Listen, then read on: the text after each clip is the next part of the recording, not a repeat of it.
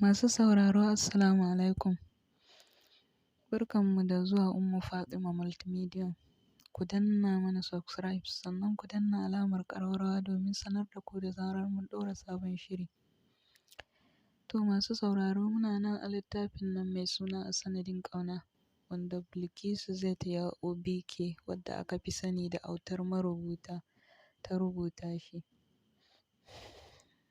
A yi saurare lafiya. A Sanadin Ƙauna, shafi na 5.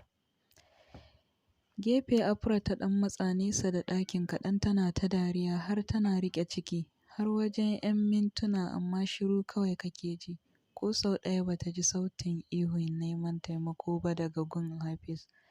Sai ma kukan karnukan ne ya cika ɗakin da kuma harabar filin wajen. Tunani ta fara yi karfa su je su kashe shi ta shiga uku.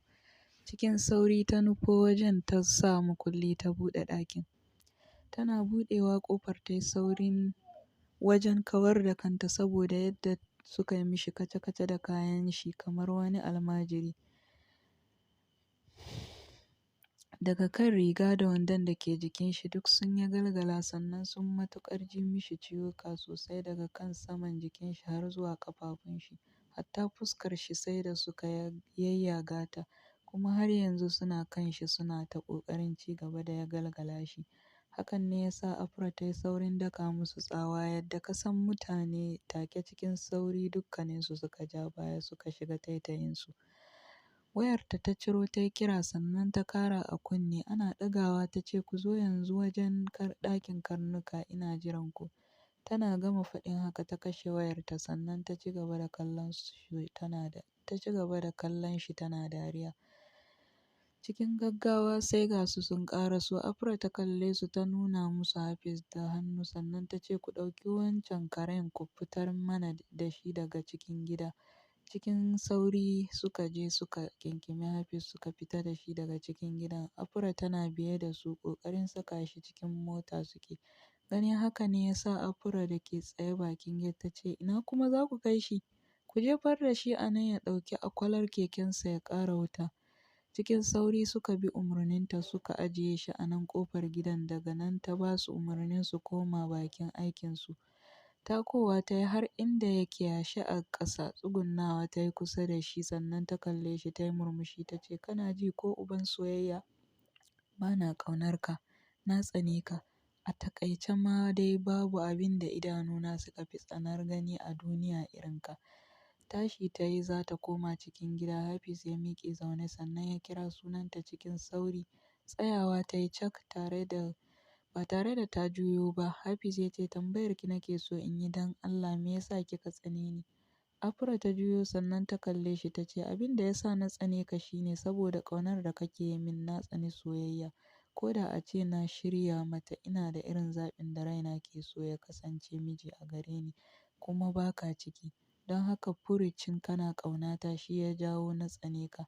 Hafiz ya kalle ta hawaye na zuba daga idanunsa ya ce na so a ce sanadin tsanarki ya kasance wani dalili ne na daban ba wannan ba da na gaggawar ƙoƙarin korar duk abin da zai dasa tsanata a zuciyarki. Amma kin ga wannan ba ikona ba ne, ikon zuciyata ce wadda take sarrafa mulkinta a kaina. Banda haka ma ta ya za a yi ka dage da son wanda ya dube ka ya furta baya ƙaunar ka ba so ɗaya ba ba so biyu ba.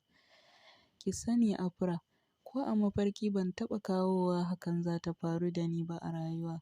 Wai in ga na haɗu da mace mai kama da ke har na fara soyayya da ita. Wannan kaɗai ya isa tabbatar miki da hukunci na Allah a kan bayinsa. Sannan ki sani cewa ita kanta so da ƙaunar an gina su ne bisa zuciyoyin mutum biyu da mace da namiji. Don haka ba burgewa ba ne ki ce kin tsani soyayya. Sannan ki sani cewa duk abin da za ki min a kan ƙaunar da nake miki wallahi ba zai taɓa rasa min tsanarki ko ƙinki a raina ba. Sai ma ƙaruwa da ƙaunarki take a raina. Daga ƙarshe ina yi miki godiya mara adadi saboda kin samar min da farin cikin da na daɗe ban samu ba a rayuwata. Yau na same shi sanadin kasancewa tare da ke. A yau har na yi magana da ke. Na gode masoyiyata abar ƙaunata sai mun haɗu a makaranta gobe. Afra ta kalle shi ta ce kai ka sani ɗan wahala kawai. Ni dai ka rubuta ka ajiye, ba zan taɓa son ka ba kuma na ga uban da zai bar ka shigo cikin makarantar ai. Tana gama faɗin haka ta juya ta shige cikin gida. Tana shiga Hamza na ƙarasowa ƙofar gidan a napep. Da yake gidan su Hamza da na Habiba kusa suke da juna ba nisa sosai. Hakan ne ya sa bayan ya koma gida ya kasa samun natsuwa ya biya gidan su Habiba ta kwatanta mishi gidan. Tana cewa gidan tsohon gwamna ya gane gidan, domin gidan ba ɓoyayye ba ne. Bayan ya biya mai adaidaita sahu sai ya nufo wajen abokin shi da ke yashi a ƙasa a zaune ya zura wa ƙofar gidan idanu. Hamza ya dafa shi ya ce, "Inna lillahi wa inna ilaihi raji'un. Abokina kai ne ka dawo haka? Tashi mu je na kai ka kemis a duba ka." Kama shi ya miƙe. Hamza ya hau keken shi, shi kuma Hafiz ya hau baya suka tafi kemis. Bayan an duba raunukan da ya ji an ba shi magunguna, Hamza ya biya sannan suka nufi hanyar gidansu Hafiz.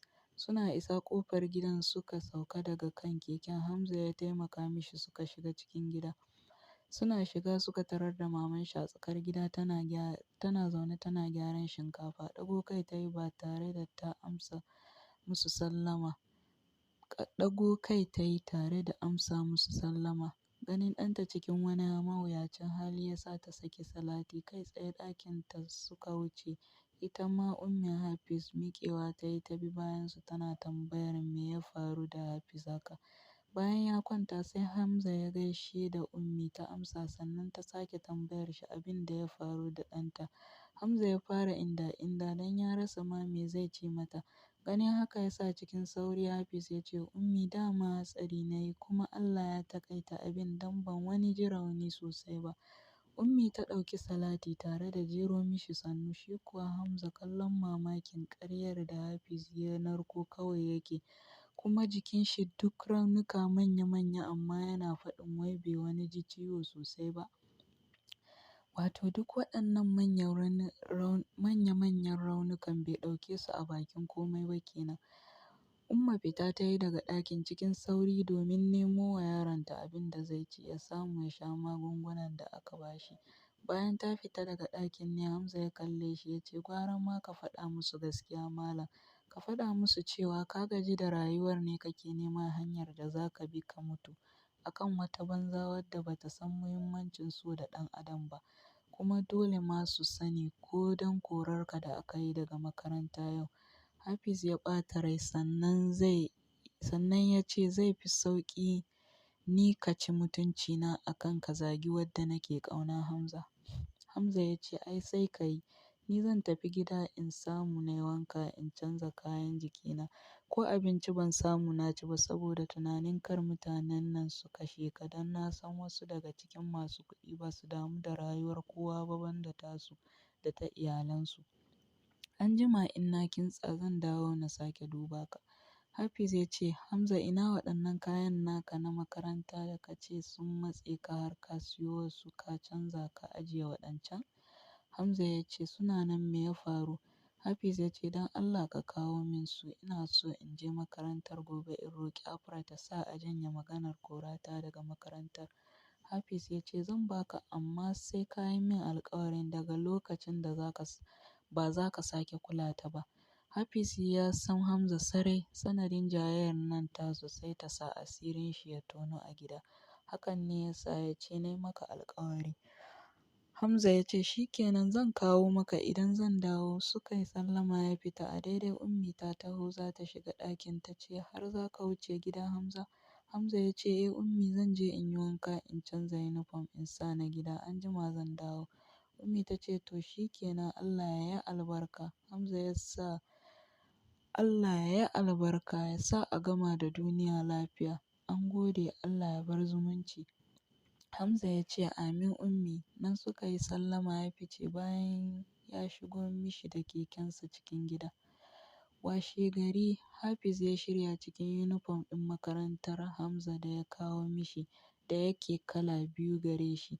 Kasancewar shi Hamza yana da ƙiba shi ya sa nan da nan kayan suka matse shi. Shi kuwa Hafiz kasancewar shi siriri sai kayan suka yi mishi daidai kamar domin shi aka ɗinka su. Fitowa yayi ya tarar da umminsa tana aiki a tsakar gida, ya ce, "Ummi sannu da aiki, ina Abba ko ya fita ne?" Ɗagowa ta yi tana kallon shi sannan ta ce, "Eh ya tafi wajen aiki yau da wuri ya fita sakamakon waya da aka yo mishi ana neman shi a can." "Ya naga ka shirya cikin yunifom Hafiz, kai da baka da lafiya?" Hafiz ya yi murmushi sannan ya ce, "Ai ummi na ji daɗin jikina sakamakon maganin da na sha kuma kin ga test za mu fara ya zamar min dole ne in je shi yasa." Ummi ta ce, "To Allah ƙara sauƙi, ka bi a hankali kuma a ƙara kula sosai da hanya. Allah ya ƙara kiyayewa, Allah kuma ya bada sa'a a cikin karatun naku." Hafiz ya ce, "Amin." Daga nan suka yi sallama, ya hau kekensa ya fita daga gidan ya ɗauki hanyar makaranta. Yana shigowa makarantar aka fara kallon shi, wasu har nuna shi suke da hannu, wasu kuma kallo suke mishi na tausayawa. Haka har ya ƙaraso bakin ƙofar ajinsu. Jingina kekensa ya yi a kusa da ajin sannan ya shiga. Yana shiga dukkanin 'yan ajin suka zubo mishi ido, kowa sai tambayarsa yake abin da ya faru da shi ya ji rauni haka. Umar ya ce, "Ba na ji an ce an kore ka daga makarantar nan ba." Habiba ta ce, "Hafiz menene ya same ka haka duk jikinka da tabon ciwo?" Haulat ta ce, "Zai wuce masu tsaron uban waccan banzar afuran ne ya sa suka yi mishi haka." Shi kuma kamar maye ya nace mata duk wannan maganar a cikin kunnen Afra ta yi su. Tana shigowa ta yi niyyar ta tanka mata amma sai ta basar ta yi kamar ma ba ta ji ba. Kai tsaye wajen zamanta ta nufa. Hafiz ya sha gabanta cikin sauri ya duka har ƙasa a gabanta tare da haɗa hannayen shi biyu waje guda kamar mai neman gafara. Hawaye suna bin kan fuskarsa. Ya ce, "Don Allah Afra ki yi haƙuri ki saurare ni. Don girman Allah ki taimaka ki so ni ko rabin kwatan son da nake miki ne." Hannayenta ta ɗaga ta sauke mishi kyawawan mari guda 5 sannan ta nuna shi da yatsa ta ce, "Muddin bakinka ba zai gaji da furta kalmar so a gare ni ba, to ni kuma hannuna ba zai gaji da marinka ba." Tana gama faɗin haka ta wuce wajen zamanta tana surutai tana faɗin, "Bari a tashi break in je in ji dalilin da ya sa aka barka ka dawo wannan makarantar." Ca 'yan ajin suka yi mata da surutu da mitar abin da take mishi, amma ita ko a jikinta daga ƙarshe ma earpiece ta maƙala a kunnenta. Hamza kuwa saboda tsabar ɓacin rai ya ma kasa cewa komai saboda a yanzu ya fi jin haushin Hafiz fiye da yarinyar. Ƙarasowa kusa da shi ya ɗaga shi daga durƙushen da ya yi. Suka fita daga ajin. Bayan ajin suka je a lokacin ne kuka ya ƙwace mishi. Hamza ya dafa shi yana rarrashinsa, yana roƙon shi ya shiru kar ciwon kai ya kama shi kuma. Hafiz ya kalli Hamza ya ce, "Abokina, don Allah ka sa baki Afra ta so ni ko yaya ne. Don Allah ka sa ta ce tana so na." Hamza ya zaro idanu sannan cikin sauri ya sake shi tare da hararar shi ya ce, "Haba Hafiz, haba Hafiz, yanzu duk abin da yarinyar nan ta yi maka har yanzu tana ranka, ba za ka iya cire ta daga ranka ba wai kai wace irin shashashar zuciya gare ka ne, wadda ba ta jin komai idan an tozarta ta." Cikin kuka Hafiz ya ce, "Ka yi haƙuri Hamza, ba ni na saka wa kaina jin abubuwan da nake ji a cikin raina game da ita ba. Ni ma tsintar kaina na yi a cikin wannan yanayin. A duk lokacin da na ganta ba na iya yin haƙuri sai na yi mata magana.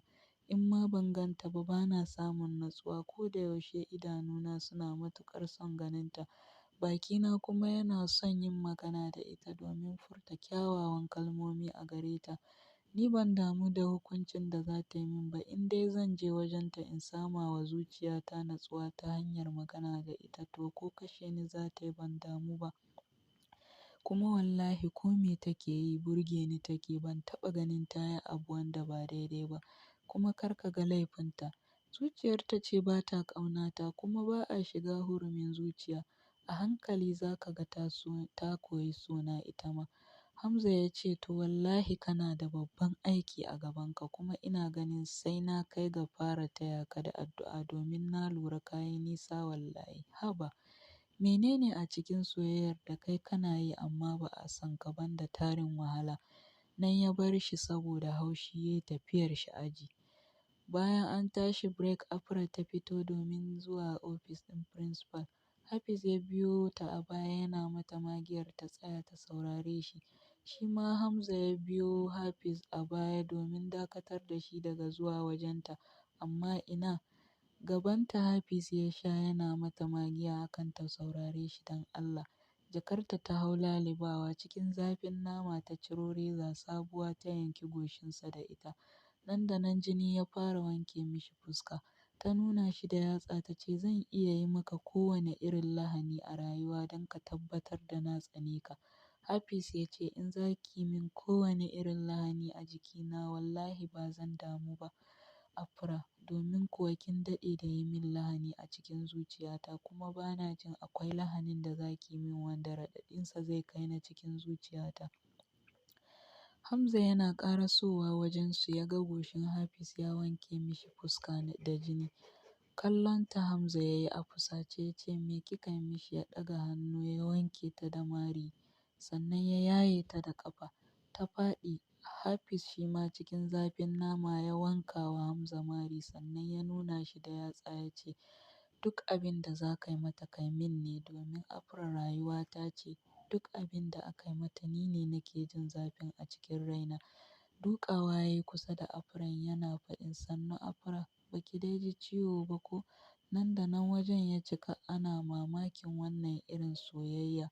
Wasu suna tunanin cewa anya kuwa Hafiz bai samu taɓin hankali ba?